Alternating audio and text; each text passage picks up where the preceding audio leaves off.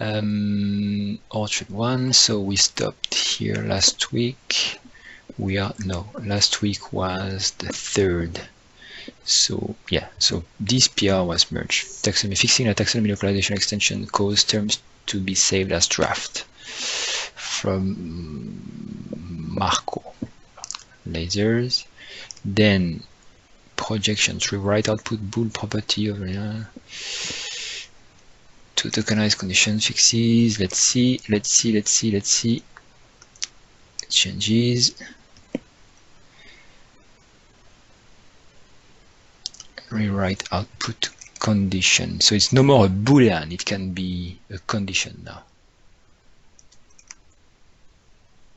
And the default value, I assume, will be true. True. Okay, now you can put any condition you want, not just a boolean, to rewrite the output. Then we got from Lambic core contents content handler now initializes the display text to the content items content type. Okay.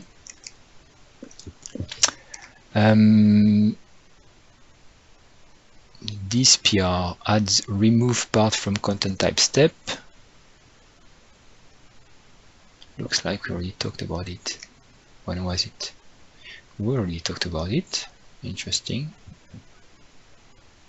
Oh, September, 5 December, that's why. Okay, let's look at that. Fix bug field. Index part handler. What is it?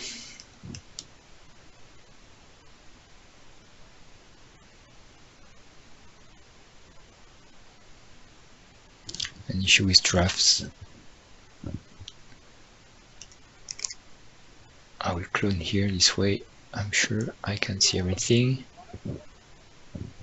So this one I don't remember the bug, but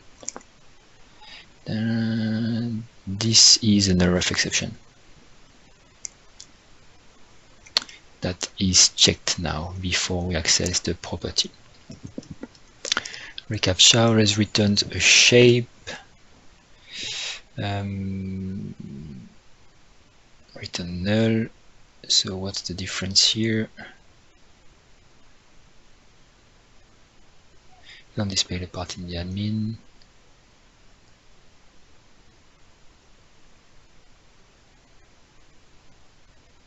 Validate request.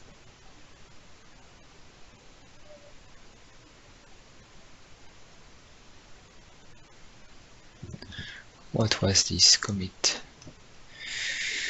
Change when recaptcha driver verifies whether it's being executed on the admin side, moving to test from driver execution to the shapes so that the shape type is available to other features and services that process the driver's output. Store the first validation of recaptcha to avoid failing the driver. Yes, so he's caching the result in the driver scope because it could be called multiple times. So you see here it's caching per single request. That was the change description.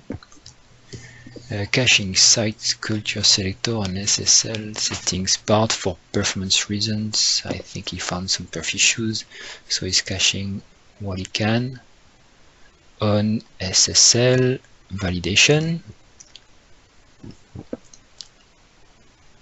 and site culture. You see new caching. Okay. This is on the 110x branch. On the dev branch, fix a typo. Here, yes, this will not work. Concat that. This is actually all the ID, so this was a bug. Then Rewritten rewrote the handler to avoid fetching stuff too often from the custodian taxonomies. So optimizations on the taxonomy when it's loading. It's the 10th taxonomy optimization here. It must be super fast now. And I have a PR for 110x. I have a PR for what the next that moves from Markdown Sharp to MarkDig to evaluate the Markdown HTML.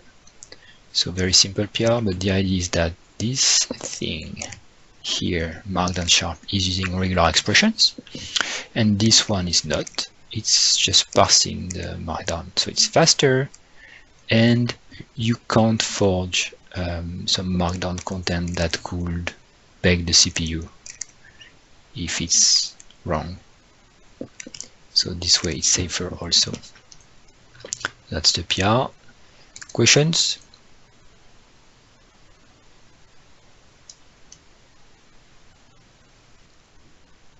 Orchard core. This way, this time I will. Oh, it's already there. No, what happened? Here.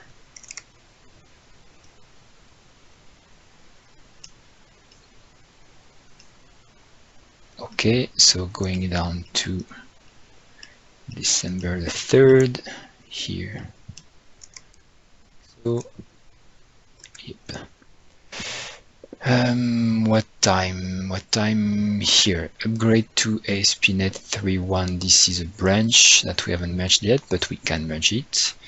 So which color is the dev branch? Orange. Orange here. So branches, and then orange. Check file extension on media file renaming. So when we rename a file, we need to ensure that we are not using a prevented extension. It will be a security issue. New docs URL because Antoine set it up to orchardcore.net, so now it's docs.orchardcore.net, which is easy to remember. Some CSS fixes for the content list. Okay. Fix GraphQL field queries and not collapse parts. Collapse parts meaning that we won't have the part name inside the field name. Like when you have custom parts in content types, then you can access directly the fields. There is an option on every part for that. Updating Graphiql to the latest version. BeforeDispose Insert in place of add. Just a bug. Did he explain the bug here? No, but there is he explained that on the PR. Has to be inserted at the beginning. Flow editor CSS UI improvements. Flow editor CSS UI improvements.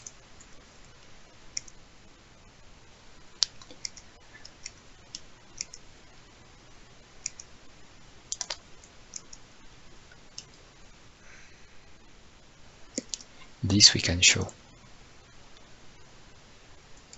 But this thing is failing completely. Whip. And I will get on the dev branch and start it for later. This way it's doing it in the background. So we can see the improvements in the flow editor. And because I assume Niraj is not here to show us. Workflow content creation fix.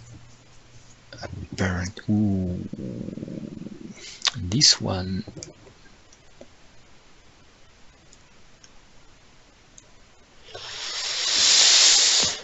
Workflow content creation fix.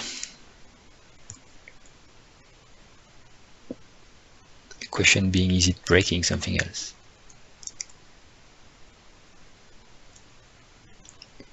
Content property that expression create content. Content properties evaluate. Then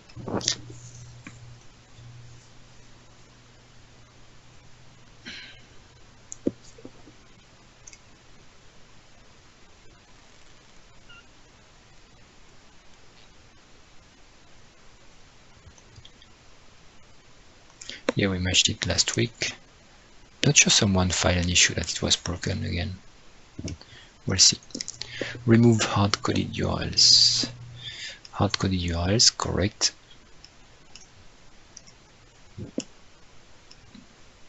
Use routes instead. I think we mentioned that 2 weeks ago. You might have filed an issue. Typo new captcha. Typo. Okay. External login registration without password from MyKill, a very old PR that was finalized and demoed, I think, last month. The idea is now whenever you use an external authentication, you won't have to also set values for the username and the password on the local instance to have the local profile corresponding to the external login. You can customize what will this username and password be using some scripts. Well, you don't need even passwords to be defined. Remove file extension check from MediaFileStoreResolverMiddleware because the extension check is done somewhere else now.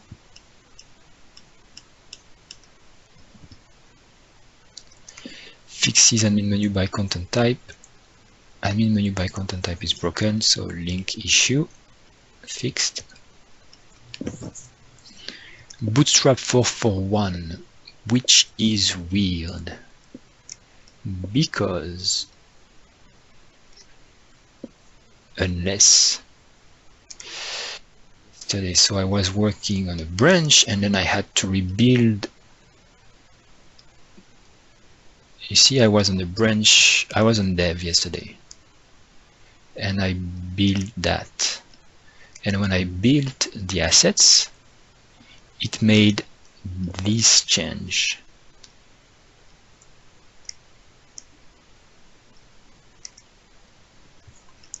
(440) to 441, like, and not just that, but things you see here from 441, which means it's not really, well, or maybe that this is me, maybe, sorry. No, this is, maybe this is me. No, this is not just me. So there are some changes that happened when I rebuilt everything. So it looks like this change didn't get through on the admin. That's weird. So this should have updated the admin. It did. So I don't understand. Did some other change overwrite it? Maybe.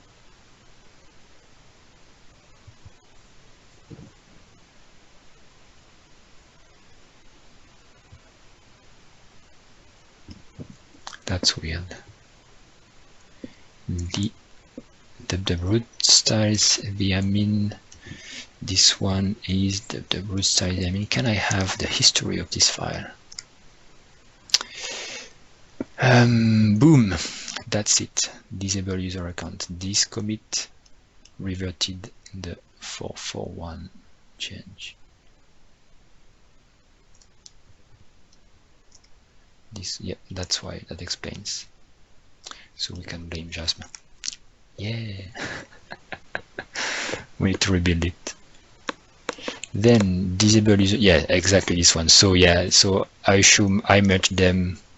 Did I? No. Who merged it? The committer? Nobody.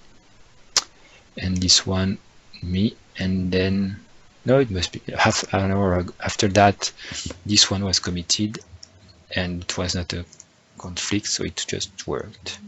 So sad. Yeah, this is me that, but I rebuild the assets. Maybe it's because of the lock. I don't know. No, I think you rebuilt it, but like maybe more than half an hour before you pushed your changes, and that was unfortunate. You see here, maybe. Yeah, there was a merge issue. This is why I rebuilt the assets, but packagelog.json must have taken the other version of Bootstrap. Did you make an npm install before? It was already installed. That's good. Well, we need to rebuild it and reapply. That's easy. Yeah. So disable user account. Okay. Oh, disable user account. That's the feature to disable user account now. So shipped. We saw that a few weeks ago, I think. Add data loaders, very important feature. The idea is that if you have, let's say, blog posts, and each blog post has a list of images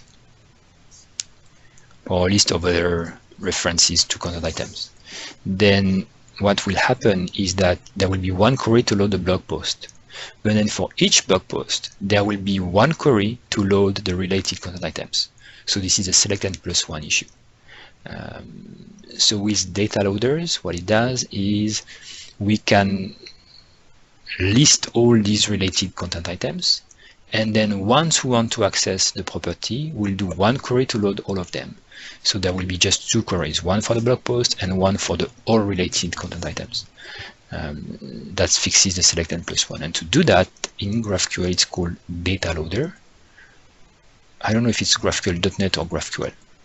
And so this PR applies the change to support that.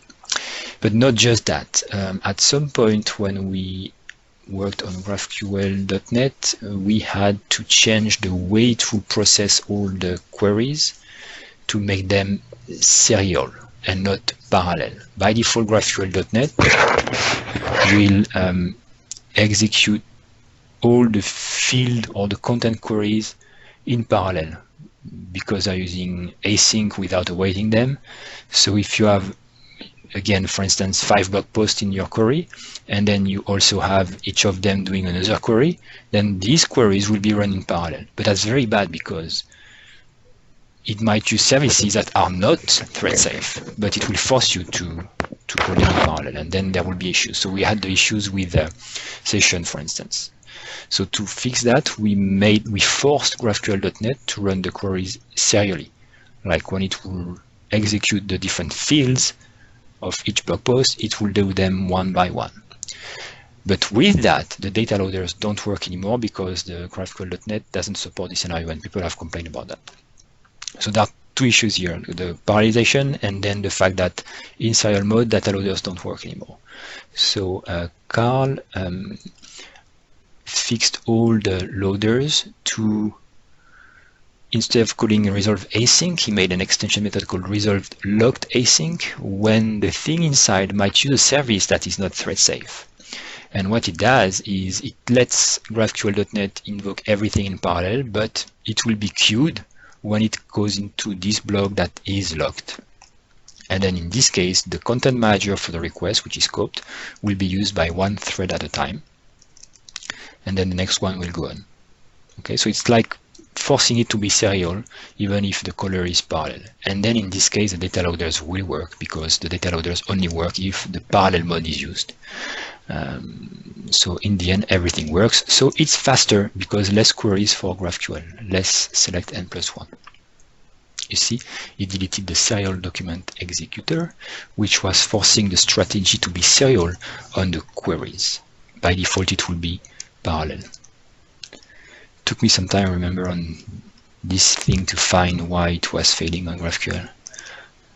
But okay, so now we are using a default behavior and looking on things. That I switch on this window. I wanted to switch on this one, and nothing in the conversation.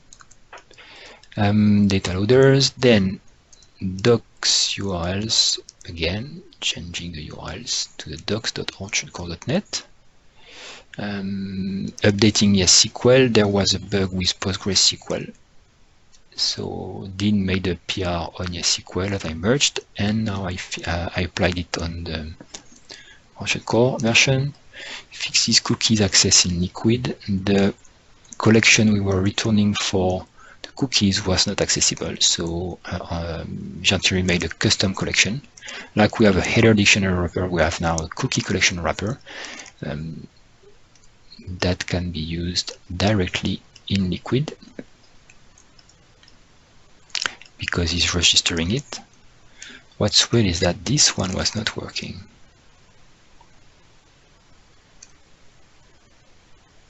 Okay. I thought I had tested it. That's weird. But that's a safe change.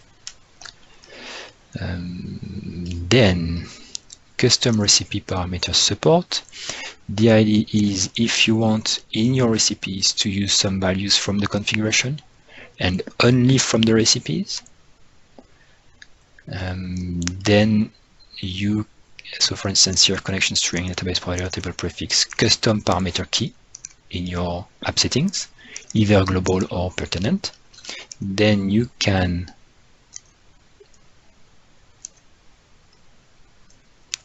you updated the readme. So here there is no example here.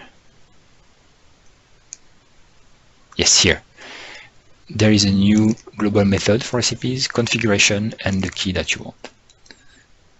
Okay, so parameters is from the setup screen, configuration is from the configuration file. Super useful. And I assume this way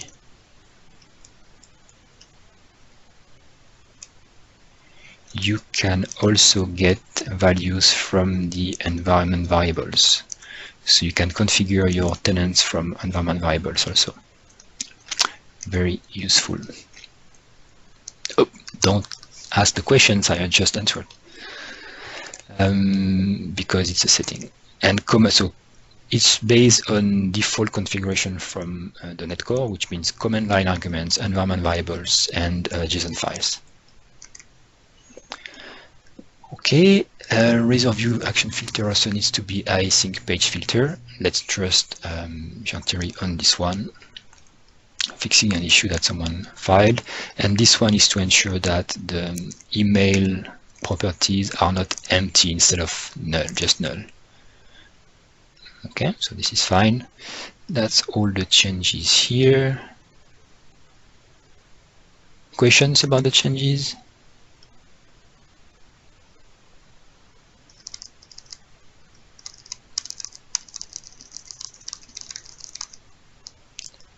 No questions. So two demos then I will show. Let's look at what Niraj has done. The GIF on the issue looked very good. So let's see if we can do a page which is based on the flow part. And here,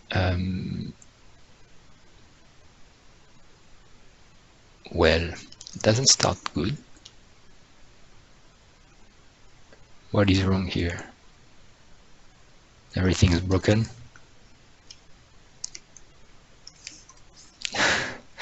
Is it me, or it should just be an insert widget here? Content definition, content types. Sorry? You miss the flow part? I miss, it's the blog recipe, so the flow part is here.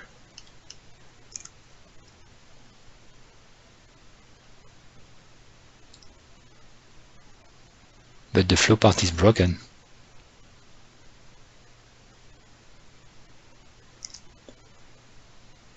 Isn't there some configuration in the flow part so you can choose the... I don't remember. I made it, but I don't remember. No, it's showing all the widgets, so it doesn't work anymore.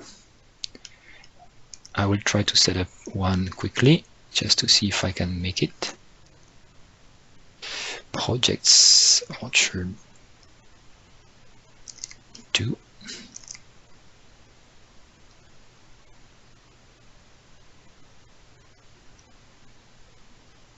This one. You can check that the feature is enabled. Yeah, I will do too late. It will be quick because it's already built, so it will just go through the setup. Yeah, maybe I broke the site by doing some stuff.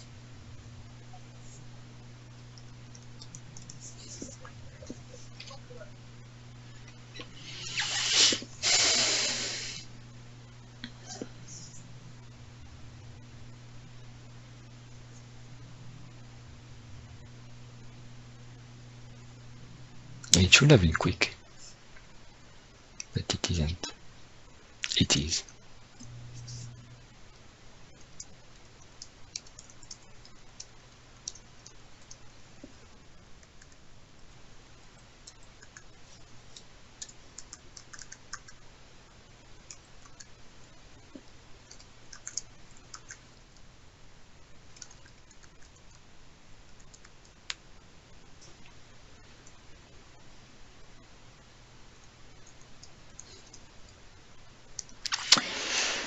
Admin.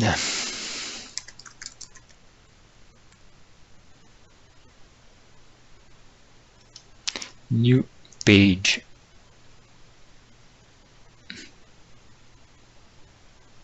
Yes, okay. So it was maybe a CSS. So this is the new way it appears. Super bad contrast. We'll have to fix that. Almost I can't see it on my screen. So here, this is where you say you inject a widget instead of the drop down, which is now a drop down here. So let's inject a paragraph. Okay. This is the container and editor. I can inject above, I can inject below. So let's inject here another paragraph. Okay. You see, and in the middle here, we can see the sliders that let us inject that. So it's an insert, but this is a selector for this item. So here, if we want to make it 50%, now it's on there, 50%. If you have never seen it, that's also a change that Niraj did, which is now the elements, the widgets. I call it elements just because Sipke is listening. The widgets are now also resized the way the settings provide. And here, this one, if we make it also 50%, then they are both here, okay? And it's all responsive. So they will collapse like on the front end at some point here. Boom, it's beautiful. This was one of the feedback I didn't like at first. We can move them, so this one will go on the left here. We can insert now again this one, a block quote, full. We can set the justification left, so the other alignment. So right, 33%. Should go right, don't you agree? Should be on the right. Let's see if it works.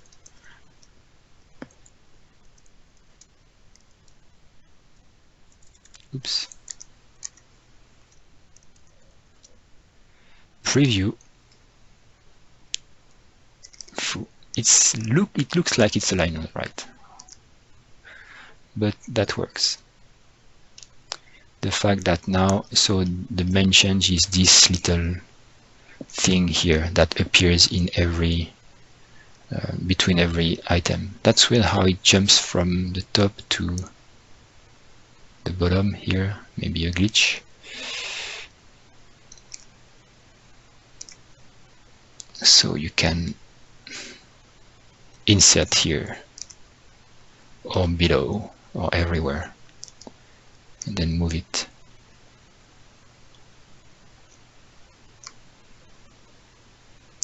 Beautiful. So that's the change from Niraj. And we have an issue that is open, so we can categorize all the widgets and any content type. So this thing will be categorized, and we might even be able to have a pop-up to display all the different kinds of widgets, not just a drop-down, the same way we do for workflow tasks or deployment plans. Okay, so that's the first thing. Questions, comments on this thing. Usually people love it because users love it. What is this PR?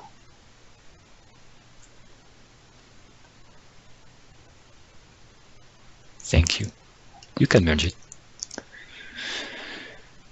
Yep, that's exactly the changes that happened on my branch. So I was doing some some training about accessibility. And as I was following the training, I tried to look into Orchard for the accessibility thing. So this is a dev branch, and there is a tool called Accessibility Insight that is available to anyone, and it has extensions for Chrome and Edge. So this is in Edge here. So if you, let's go on the admin,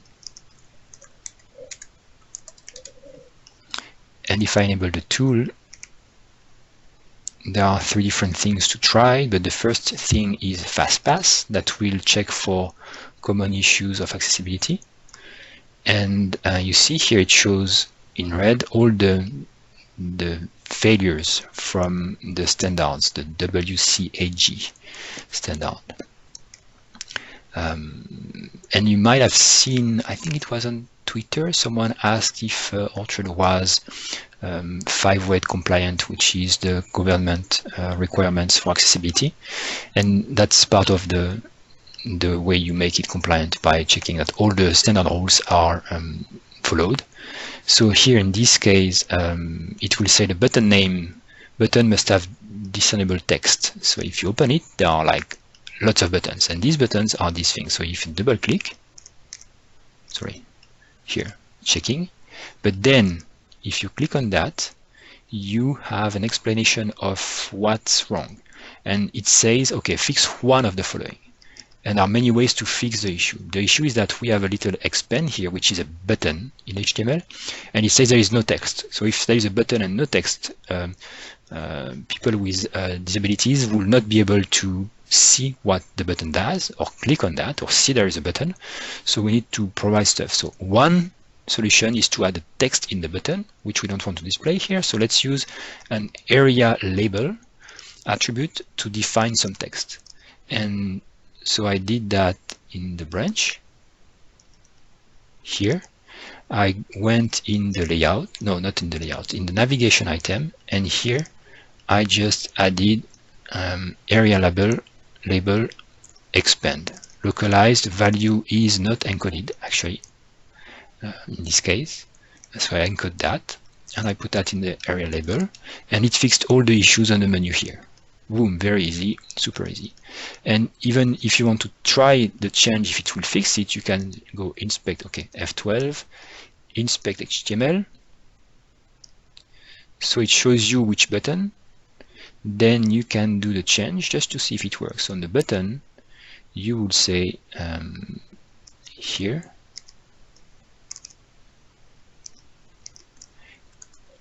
area-label equals expand. So let's try if the fix will have worked. So we apply the change, and now if I do F12 and I apply the tool again,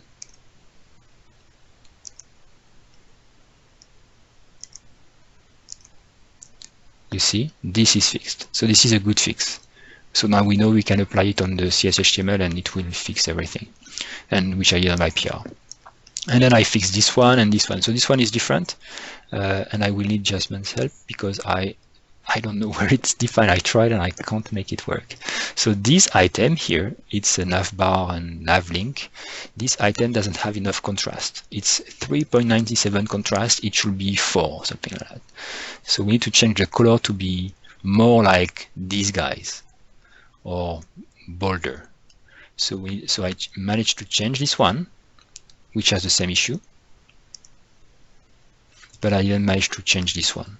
So just to show you what I was doing, and if anyone works on some screens or is currently reviewing all the UI to add getter headers, just ensure that what we add works correctly. So if I go to content items, super easy to check. Boom. Fast paths. Everything is wrong here. But usually the changes are super simple to follow. So this one, what I say, form elements must have labels or an area label to explain what it is inside. Like search all content items might be also in area label. So very easy to fix. This one must be contrast. You see? This one, what is that? Contrast. So it's all about contrast sometimes. Color choice.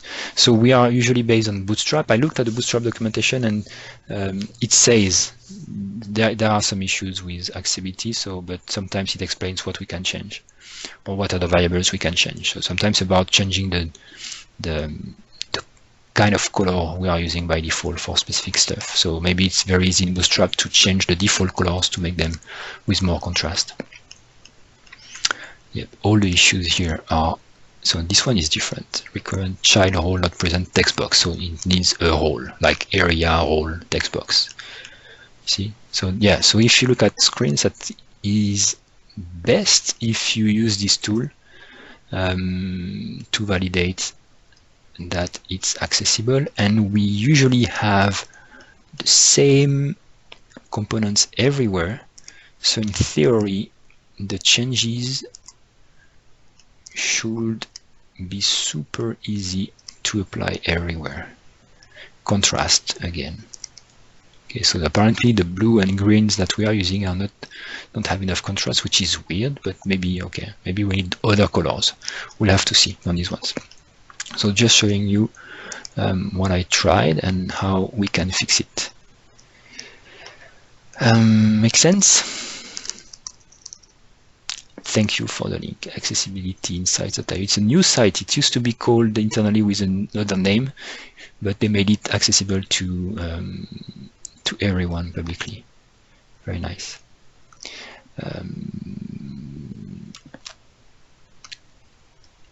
That, and there is also the keyboard access. I know, for instance, the widget editor, we need to work on the keyboard shortcuts, so we can do anything to move stuff, to resize them, and that will help everyone to be able to edit the content.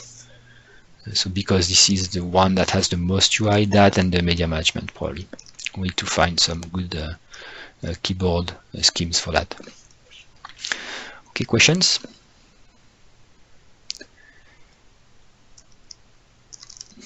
No questions. And the workflow, we'll let Sipke change the workflow to be accessible. It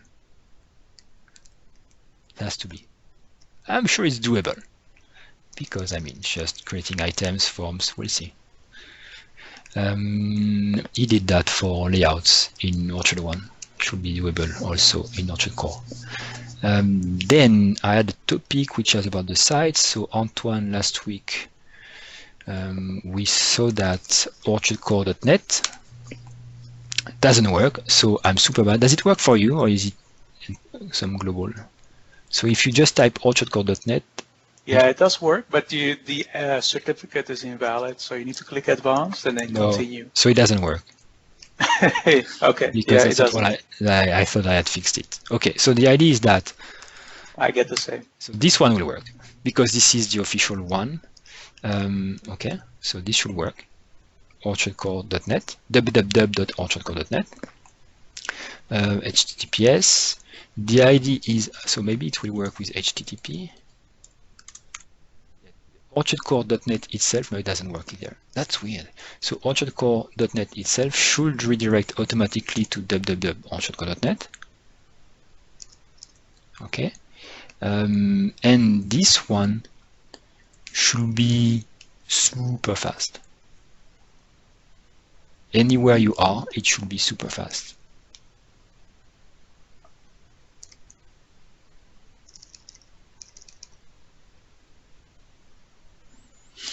It's a permanent redirection, so I can't clear it. It works for you. Maybe I have an issue. Maybe you have a cache. I don't know.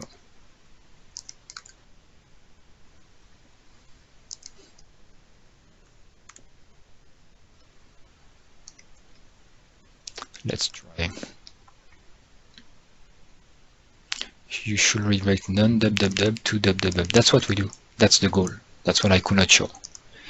So let's try https orchardcore.net. It will tell us if there is a redirect issue. So I said the HTTPS. we should do redirect. Yeah, so there is an issue. That's weird. I set it up. Maybe I did set up Let's Encrypt, so I don't know why. And it said it was working. So I'm confused. And if I do HTTP, I force the redirection to HTTPS, so it will be the same issue. So I will check my SSL certificate. That might be the issue. Yep. So if you do www, it will work.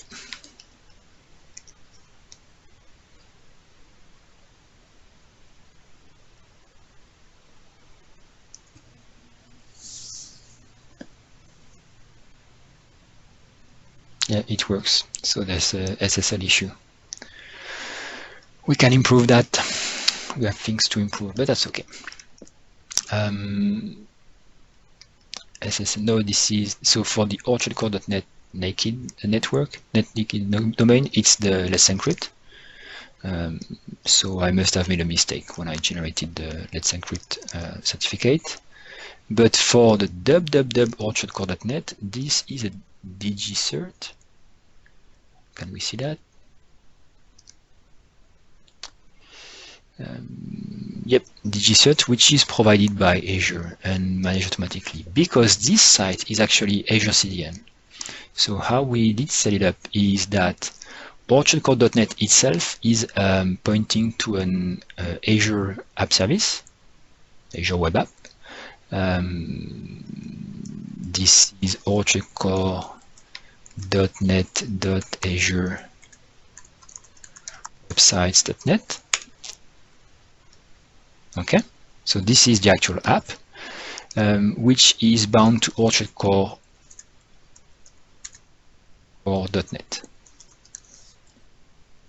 Sorry, orchardcore.net. Okay, this is the actual site.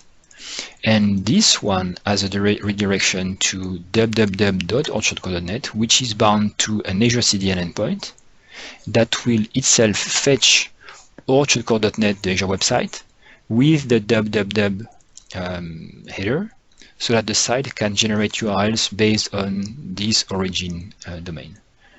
And the idea is that it should be super fast, like a static site, like it was before. Orchardcore.net itself is fast, okay, 38 milliseconds without any cache or whatever. This is the dynamic live site. But if we go to the www one, it's cached using the CDN, so it's even faster.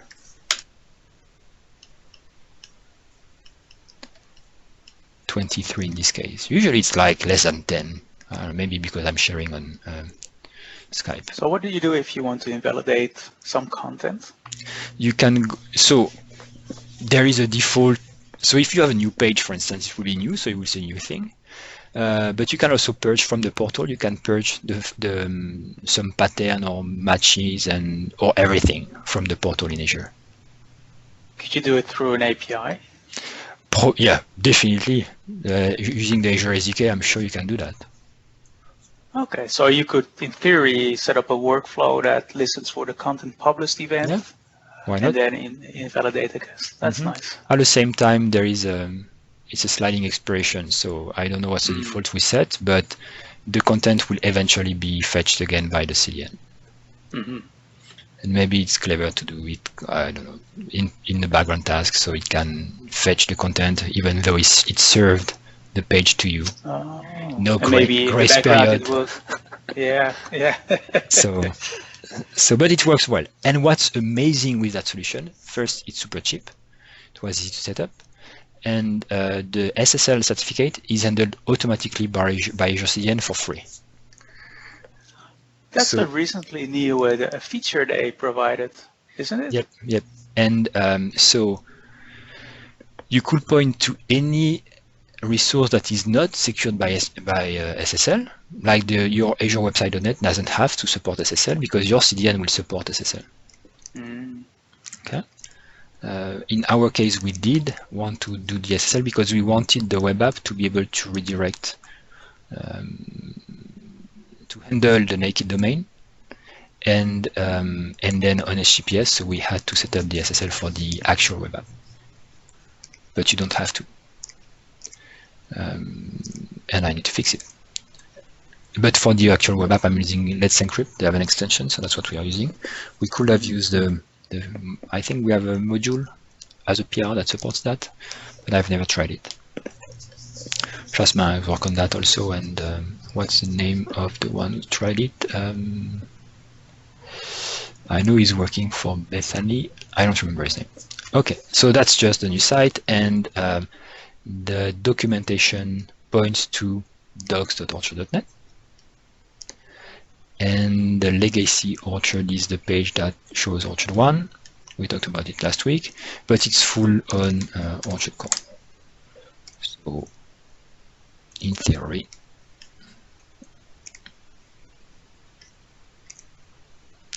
we get exposed by, okay? And you see Xcache TCP hit. So it's a hit from the Azure CDN cache. So it's working. Beautiful. Purge content API, you see, Soteris is giving you how you can do that. So yes, you can do purge. And is there the pattern? So subscription ID, profile endpoint, API version, content path, the path of the content to be purged. Even a wildcard, so you can do whatever you want. Sipke. If you have the URL of the page you want to invalidate, which you can have because it's in the auto route, then you can invalidate the page or a set of pages automatically. It's beautiful. Yeah, indeed.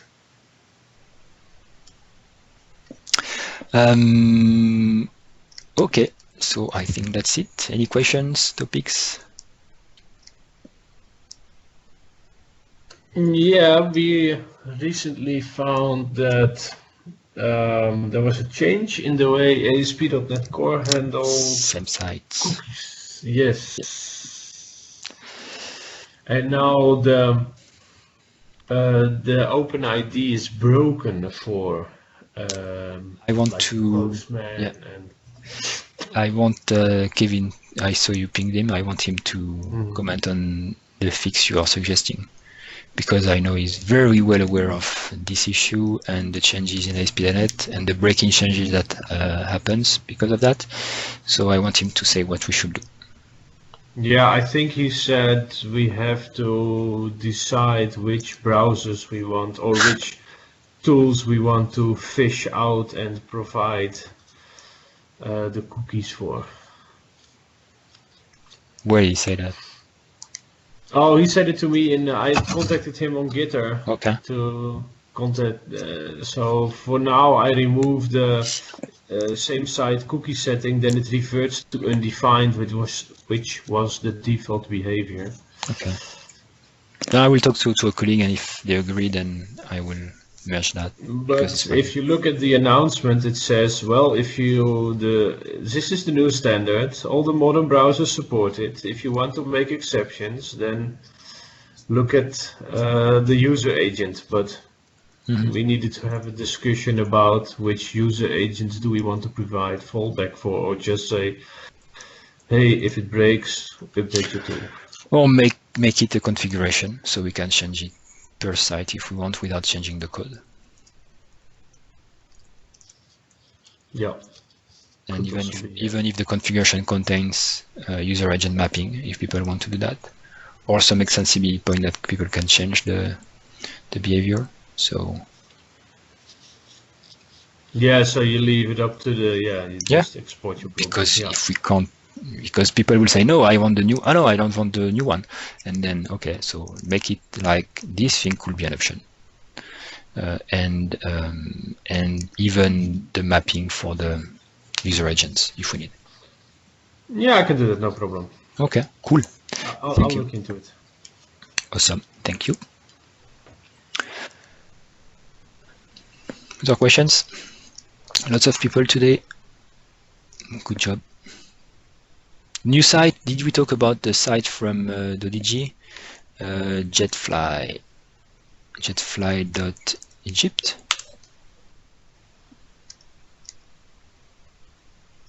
No? What's the the site. Okay, someone will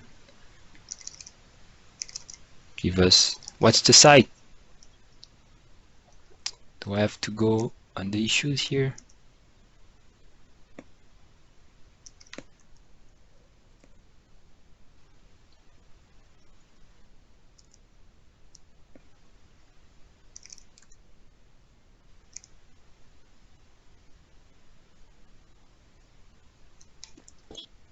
Fly.eg. Why did I think it was Jetfly? Fly.eg. Thank you. Orchard core decoupled CMS. No, I don't. Maybe not. I don't remember. Multi-language. Arabic, English. The only thing I don't like, and you can agree or disagree, so Therese and maybe Matron will have an ID, when you click on Arabic, it's the same URL, and I don't like it. Because what does Google think this domain is? English or Arabic? I would have just redirected to another page with fly.eg/en or /ar if it's not the default language. So we have a feature, it's based on the feature that we made to support that behavior, but I'm not sure I like it in this case. Yeah, it should be canonical URL for each language, for SEO at least, because I assume they care about the two languages, because it's Egypt. So yeah, super nice. Not all the pages are Orchard, because at some point you go to another domain to the actual booking, but otherwise it works pretty well. And it's multi-language, and we asked him, and he's using the localization part to create the content in the different languages. Very nice. So here, maybe widgets or content items. Blog. Is this actually topics? Let's see if this page is also Orchard. It is. Okay, topics like tags or actually that's him. Okay, let's look at that. It's interesting. He made also that technique in the other site he made. I can't remember which one it was, but look at the URL of this page. Blog topic, which is a taxonomy, and then the ID of the taxonomy term, I think in this case, and then the term itself. Okay, so this is the way, and we find an issue to solve that, to use this technique. So this is the way he's finding what this term is in this taxonomy by using the GUID here, the unique ID. Okay, and then the page displays all the content items tagged with this content item. This is a custom Razor page that will use the helper to find all the categorized content items for this taxonomy term, which could be a tag also. So if you want to make a page with the taxonomies to display the content items for a specific term, that's what we should do. Yeah, that would be nice. Beautiful. Just to mention this one, because it's multi-language.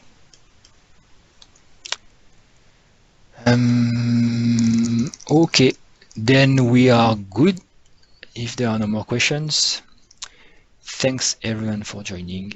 Triage Thursday and next meeting on next Tuesday. Oh, and Sipke, you made 2 articles. Sipke, you should have said you made 2 articles. I tweeted about them. Yes, so where are these articles?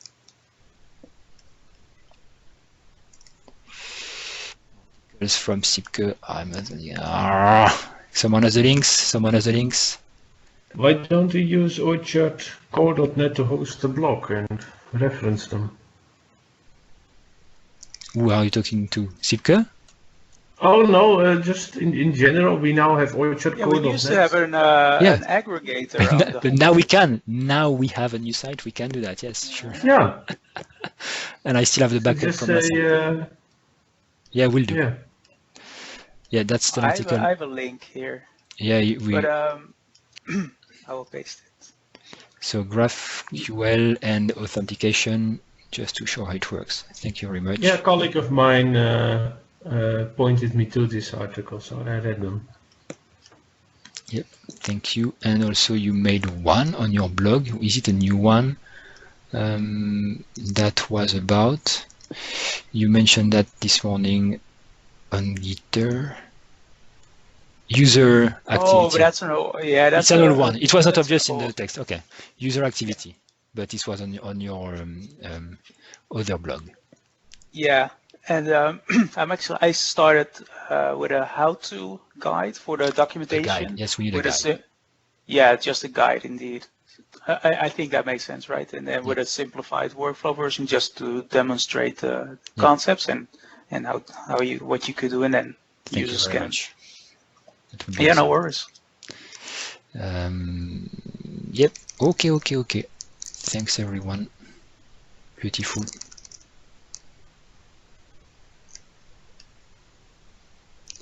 Awesome. Thank you. See you next week. Bye-bye, everyone. See you guys. Take care. Bye-bye.